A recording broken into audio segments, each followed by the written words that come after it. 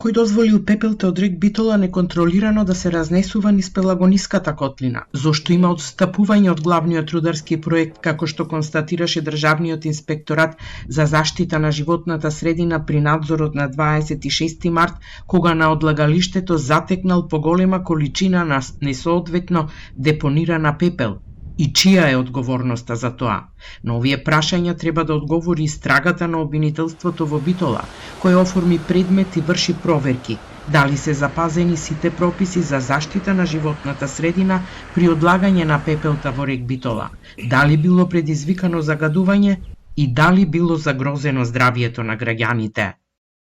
По комплетирањето на сите задолженија за добиените резултати и преземени мерки, Државниот инспекторат за животна средина ќе го извести основното јавно обвинителство Битола со цел проценка на потребата и основаноста од понатамошно јавно обвинителско постапување.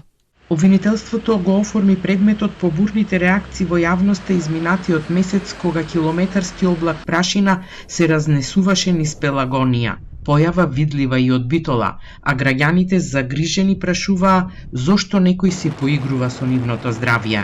Целата јаловина која што треба да се закапува под земја и сега разлетена на сите страни, ние сите ја дишеме. Цела прашина и цел пепел што го дува реки, ние тоа што го дишеме, болниците ни се полни, секој втор од млад до стар има некаква диагноза.